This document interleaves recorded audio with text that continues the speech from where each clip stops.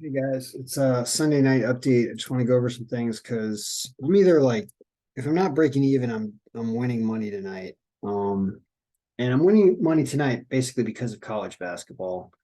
So I won't even talk about hockey. I connected this round robin parlay calculator to the college basketball file because I want to kind of explain what the algorithm's doing here, and how to read it, because I learned some things after looking at the results today, and it's pretty important. So, all right, the reason why I won today is I kept going like 7-2 every time I would pick 9 teams.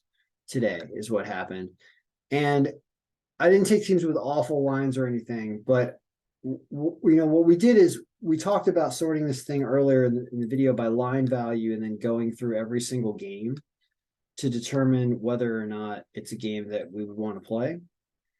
And without any filters on, it yields this, right? Which is a couple losses at the top, meaning you lose with James Madison as an underdog, you lose with American as an underdog, you win with Northwestern. Oh, sorry, I changed something. Sorry, I was messing around. This was 17% before. Hold on, let me go back to what it was in the video.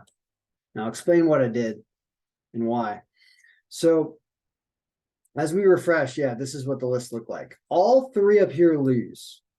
And when I was going over the when I was going over in the video today from the rank and stuff, and I was talking about the games, I said a few things like, oh, American has a really bad strength of schedule, and they're a really bad power team at only a 29% power team over here, which is super low.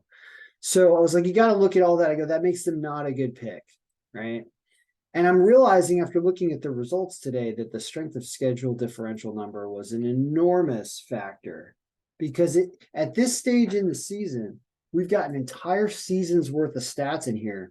So the caliber of the teams that the team that of reference has been playing, and the comparison, like if like basically it's saying that Lafayette has played a bunch of less crappy teams than American has played the entire year, meaning Lafayette has played up in class, basically. That's what this negative 4.57 means. Like their strength of schedule is not good. It's still negative 4.5, but American basically is playing like Rugrats or something. I don't know who American is playing, that whatever conference or whatever that American is in, which we could probably look up because I had somebody talking about conferences. And yeah, like where is American here, right? It's not sort of this by power, sort of this alphabetically, so American comes up close to the top. They're in the PL. All right. So whatever the PL is, let's sort by PL. Pacific League. No, it's not Pacific. It's going to be PAC League. I don't know what these things are, what the abbreviations mean. PL. It's going to be the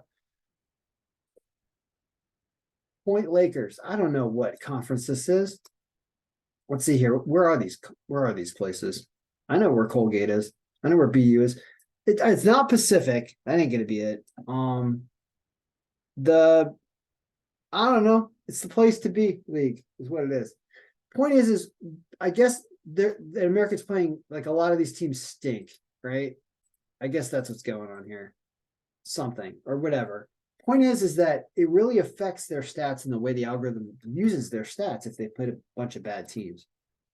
So when we look and we see so far, and there are some games, a couple games still going on, and we're doing pretty well in those games as well. I think we're ahead in the three that are left also. These three, I think Montana State, Louisiana, and North Dakota State. I'm actually gonna look. I'm gonna look right now because actually you can see if there's a live betting opportunity too, because these games are going on right now. But I don't have a line on Montana State anyway. But point is although I think I can get one. I think I actually can get one. I think the Montana State line is like minus 365 or something. Let's call that let's call it that. Now, what I want to talk about here is a lot. Okay. So let's go back and talk about the games that have already finished and why I won and what we can do to figure out how to bet. Because I liked making a big round robin bet with 9 teams on it, and then not having to live bet or pay attention to it, be able to do stuff that a parent is supposed to do when their kid's got a hockey tournament all day. that was really nice. Like it was just, I ran to the car, did a video for 10 minutes, made a bet, and then I didn't have to worry about it. Although I could check in on scores whenever I got bored, right? Whenever there was a whistle. So how did I find 9 teams on here, and how can I get the algorithm to find these 9 teams automatically so that we can just bet them every day when we update? And well, it took a little, like what happened and why? All right. Well, I did take Madison and they lost. Now I know that strength of schedule is a big issue. So I almost want to like filter for it, but we can't because it's kind of outside the pivot table and I'd have to move it inside the pivot table in a different way. And I don't want to do that. I just want to look at it and be like, well, here's what you can do. You can make this a huge deal. Make this a really huge deal. And you can go into the standing sheet because let's take a look at our record for a second. We're 17-7.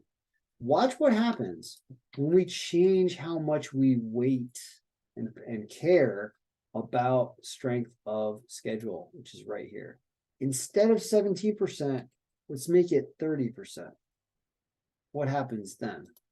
We go from 17-7 to 18-6. And it starts to look a little better. Well, what happens if we keep like what changes there? Well, you can see, let's start looking by margin, and then you'll really get to see what happens here. Go back to our margin look.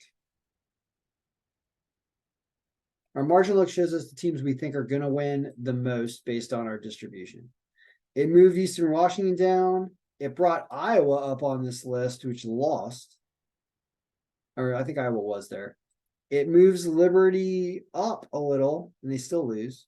It moves Madison down. It moves Maryland down a tiny bit. It moves American way down. And it moves Tulane down a little as well. Okay. So you're still 18-6, but this is starting to look kind of interesting. All right. Now, what if we go berserk? We make this thing worth 100%. Did it change our record? Still 18-6, but does this list look better? I mean, it kind of does. And look at what loses. Still games that have the negative. Right? Almost every team except Liberty losing. And here it would have had Temple, but they were super injured. So that's why that makes sense. Temple would normally win this game if they weren't injured.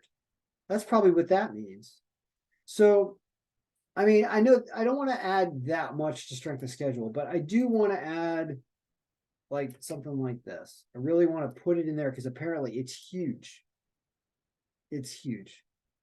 Because it's a factor that affects all of our sets. So here you end up having a loss with Iowa, barely, understandable. A loss with Eastern Washington, they lost by 1 point, I believe, 80-81. A loss with Liberty when they could not shoot, and Kennesaw State is better than they look. A loss with JMU, but at least it's down here. And Maryland covers, and American stinks as a team. So I don't like losing these 3, but if you're gonna, that's kind of all you're losing. What about just home teams? 13-3, Iowa, Eastern Washington by 1 point, and James Madison with the worst strength of schedule. All these 3 have negative strength of schedules, and Tulane doesn't cover against an injured Temple when they really should have because of this bad strength of schedule. Towson is like the only outlier, that one in Cincinnati. So this looks pretty good. This looks pretty good. I'm going to leave it because I really want to take into account strength of schedule a lot. And you can see all these teams that survived. Indiana beats Michigan, but Michigan State plus the points wins. So, all right. Well, if you grab the top 9 in a list like this, believe it or not, you would win all of them. That's pretty funny. Now, those are all terrible ones. But that paid only 7-1. Interesting. 9 teams only pay 7-1 on this list. But it did win. But you go 10, you get destroyed. 10, 11, 12, all lose. And then there's chunks of like 3-1, 3-3. I feel like it's about 3 wins and a loss, right? That's what the numbers are here. 3 wins and a loss. Yeah. So that means that assuming you're going to win 75% of your games exactly this way, apparently all you have to do is stay away from any team with a negative strength of schedule number still. Like we can bring this back up. I still feel like this number's okay, but any team that has a negative strength of schedule number, you would just say no.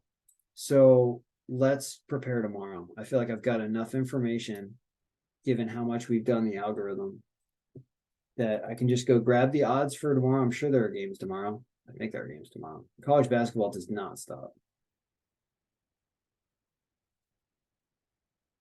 And we're going to sort this list out. So I don't think you can see the screen because I didn't share it before I did the video. I'm not going to share it now. I'm just going to grab the odds. That's all we're going to do.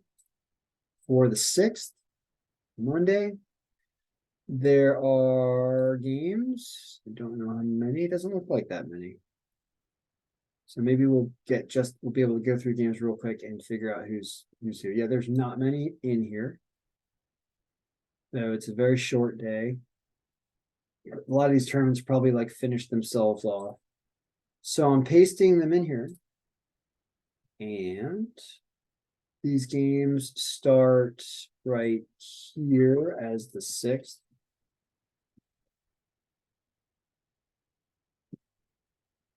And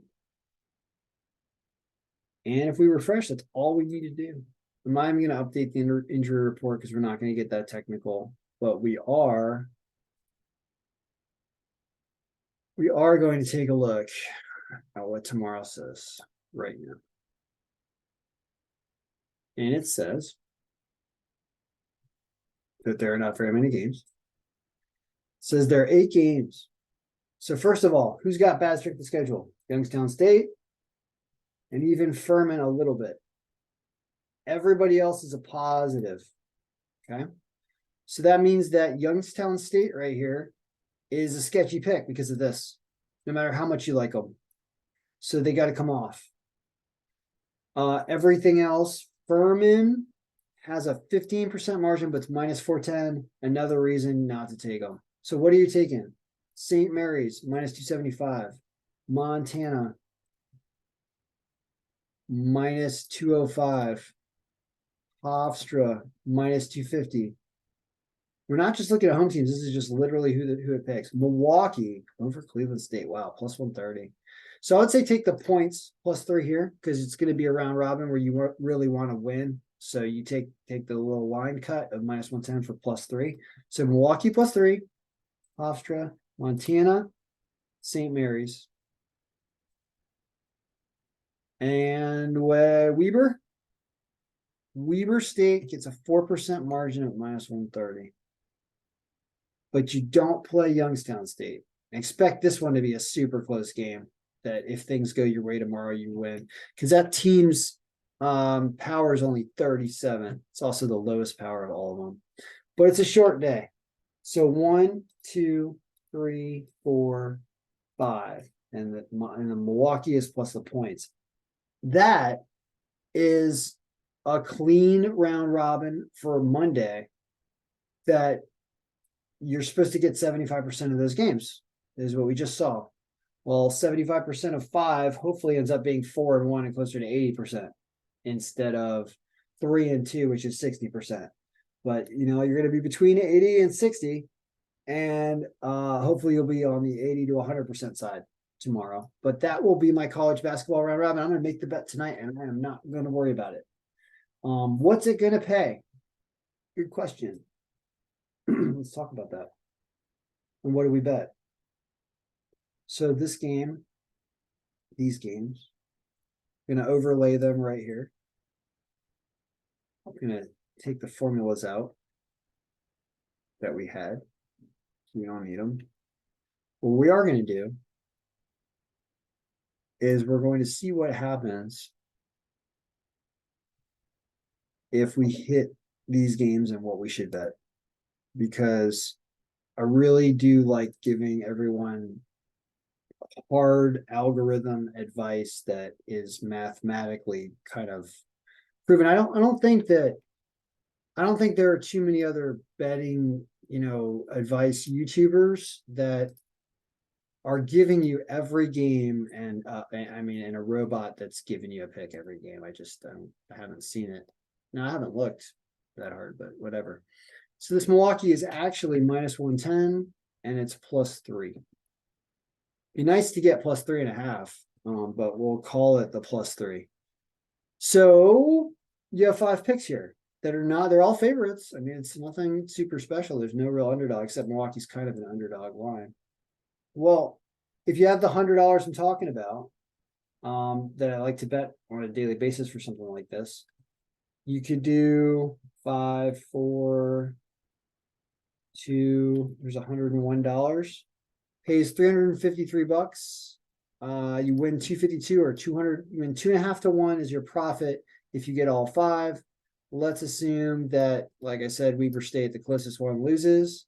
Now all of a sudden you're only making 37% profit. And if you lose the next one and it's the good one, like Milwaukee, now all of a sudden you're losing money. So you have to go 4-1 to win. Understandable. Do we want to do it like this? Because these are such bad lines and we're supposed to really go at 3-2 at worst. I think you can mess around with this a little more. I think that you've got 5 here. You've got 8 here and 10 here for $100. That pays 538 if you get all 5. Now, the big question, what happens if you lose 1? Because remember, we make 37% ROI if we lose 1 doing it the other way. What about this way? We only make 15%. So here's what happens is you really, really, really get punished. And that is a big ROI hit when you lose 1. So that's difficult. Here's other ways you can structure this. The optimal one is going to be the 3s at this point. So you could put the whole thing on the 3s. Here you get 361. What if you lose that 1 game? You beat 37% ROI. Here you get 42% ROI. And if you lose another one, instead of losing 40 something percent ROI, you lose 72%, which is even worse. But that's a bad day going 3-2 on these. So I kind of understand not making money and losing a lot going 3-2. You got to go, but going 4-1 is a winner. And what if you lose one of the ones with the worst lines? Your ROI could be even better. You don't lose, the ones with the best lines. So I would say that the algorithm, that this is something that's smarter, or even something like this. 3, like 4, right? There's $101, pays 447. If you lose 1, you make 35% ROI. If you lose 2, you still lose 78%. Okay. That really doesn't change it, actually. And it doesn't make it better. It doesn't make it better because the optimal combination string for 5 teams actually is the 3s. 2s are too cheap, but 3s, I think, provide a better way of doing this, right? Let me explain that to you, because I want to know the answer too. Like, here's that $100, right? Oh no, it's actually $9.90. Do it like this. There's $100 where you're doing it all on the 3s. You're getting 42% ROI. What about when you make it all on the 2s instead? 9.90. Then you get about 40% ROI. You actually get a little bit less, but losing 2, you do better. But not much. You still lose 40% ROI. So it's not the best. I said, like I just said, the 3s are optimal. So you would focus on this. And you would hope to go 4-1, but understand that you're going to lose 75% of your wager if you go 3-2 or worse. And if you go 2-3, you lose completely. So you have to go. So I will go with this because, paying 3-1 essentially on your money to hit all 5 of these pretty strong teams, you'll probably go 4-1. Oh, that'd be funny. Actually, I didn't think about that. What if you push on the Milwaukee game because it's +3? What does that do? You still get 2-1. Interesting. Okay. Well, let's say you lose that one because you're probably going to go 4-1. You're still making 34%. So this is a pretty strong way to do this round robin. And I mean, you can do, right? You can do $99. You can bet more and you're still making $344 if you lose one game. And you could go 5-0. And if you do that, you can make $3,000 almost on your $1,000 bet. Right? Oh, yeah. What is the $1 pay on this? What are our odds? So it's about 8.59 to 1 or 9.5 to 1. So it's almost 10 to 1 on 5 teams. All right, it's not bad. It's not bad. But I'll do this. I'll do this tomorrow and I'll expect this. And I'll expect to win a little bit of money and tell you that I gave you advice that was winning bet. But if it goes 3-2, get ready to lose. But there's also those days it goes 5-0 and you get your 3-1.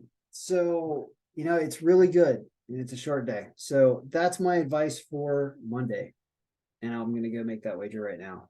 And then I'll go look at hockey tomorrow when I'm less tired. All right, good luck. I hope your picks won today. Mine pretty much won today and hopefully they'll win tomorrow.